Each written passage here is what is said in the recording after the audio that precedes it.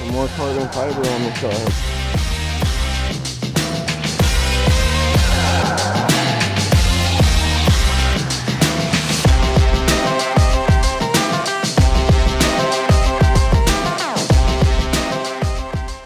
We went in ahead and ordered these little B-pillar style carbon fiber covers, and they came from the same company that made the carbon fiber trim that's on these tail lights back here. Let me show you guys that.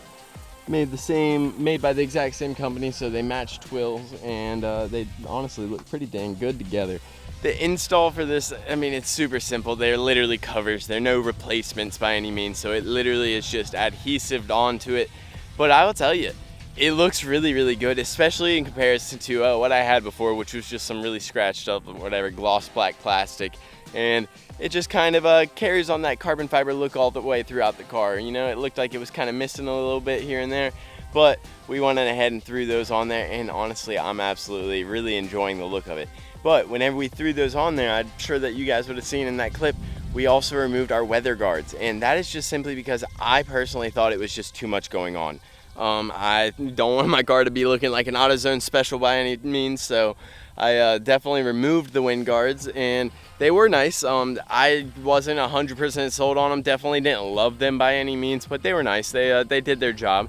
I did use the WeatherTech ones, so they're, I mean, pretty decent quality. They're rather expensive for what they are, in my opinion, and especially for the quality that I received. Either way, we went in ahead, pulled those off, and just threw those in the garage for now, and we're just simply rocking that carbon fiber trim on the B pillars, and I guess all the pillars really. It really just wrapped it together quite nicely, and it's a little subtle thing that you really might not even notice sometimes. So let me go on and show you what it looks like a little bit more. All right, so you can see we actually have it even on this one right here, so it kind of matches now, rather than just being all that rubber and then these being that gloss black. Now these are also in the carbon, and it's not the prettiest day out, as you guys can probably tell. It's you know, rather overcast out here, but it also even went on this one up front, so it really does tie everything in together. And now whenever you get a nice look at it in the sunlight, there's going to be a carbon flashing all the way from the front to the rear, and down low and up high. So I personally just really like that look. I think that it pulled it together quite nicely for what I'm going for.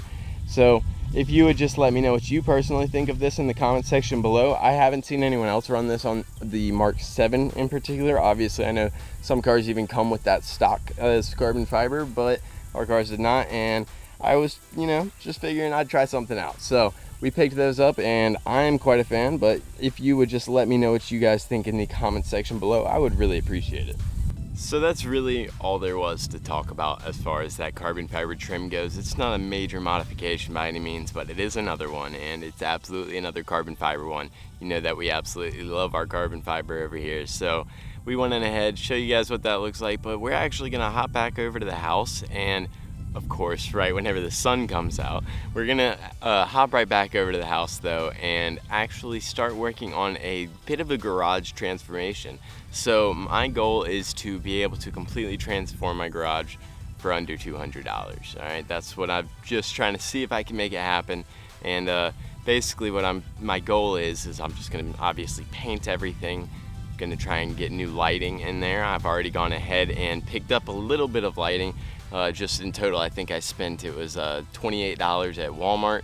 We went in ahead and picked up, it was like some 4-foot LED style light bars that you can hang from the roof, and they just plug straight into an outlet. So we picked those up, and we prepped the walls as well with just some sandpaper. We didn't have to buy any sandpaper, but I'm sure it probably cost like $5 or something like that. We just happen to have some laying around. Really all we have to do is go through and lay down some paint. I've done a lot of the trim work somewhat, or done a little bit of the trim work, and so we're gonna go on ahead and get back over to the house and just try and knock out the left side of the garage if we can, and see what we can do, or at least the walls. We're gonna try and get the walls painted white, and I need to eventually, we'll have to move all of my tools, all my cleaning stuff out from my side of the garage and get back behind there, get everything all cleaned up and whatnot, and get everything painted, matching, and looking awesome. And I think at the end product, you might be pretty impressed what we can do for only $200. So let's hop back over to the house and get right into that. All right, so we are back at the house, as you guys can see, and let me just show you what the garage looks like right now. Obviously, with the garage open, it's not too bad as far as lighting goes, but as soon as the garage is closed, and obviously also the camera does make things a bit brighter, but as soon as this garage is closed, it's pretty dark in here. So to start off with what we did, we originally just replaced the bulbs with these style like garage panel lightings, and then we also threw in 2 of these little light bars up here, which are just LED, and you just walk up here, pull that, and there you go, you get a nice LED light bar. But it definitely is not quite enough, so we are going to be adding most likely just multiples of those because they're rather inexpensive and they are about 5,000 lumens a piece. So we'll probably just be adding a few of those and just chain linking them together if we can. But in the meantime, what we are actually going to be focusing on will be this wall over here. So as you guys can see, I've already gone through and sanded all these little nail spots and whatnot, and we're not going to be necessarily mudding the cracks or anything like that, but we just want it to look nicer than it does. As you can tell right now, it does not look very nice. So we're going to go on ahead, take down those 2 flags, remove everything that we need to away from the wall, and go on ahead and get painting it.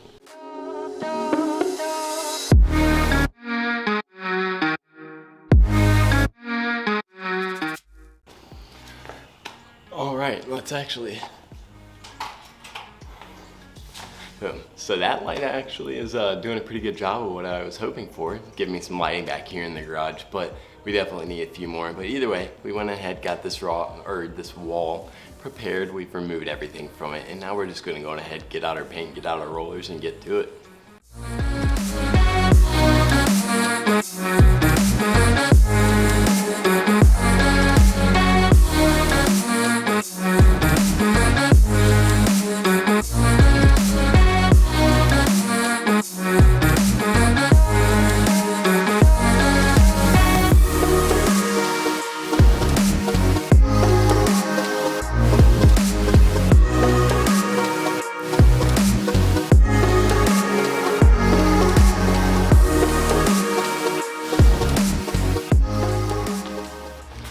Alright, so as you guys can see, we got this wall painted white back here behind us, and this is going to be our stopping point for today. We're just basically going to be doing a little bit here and there. Hang on, let's wait on this truck. That's going to be our stopping point for today, though. We're just going to be doing a little bit here and there each weekend and just trying to knock this out little bits by little as we go. We're not trying to knock it out all in one go by any means. We don't really necessarily want to just exhaust ourselves trying to do all that. So that's going to be it for today's video. I really do hope that you guys enjoyed it. If you did, smash that subscribe button, hit the like button, and I'll see you next week with another video.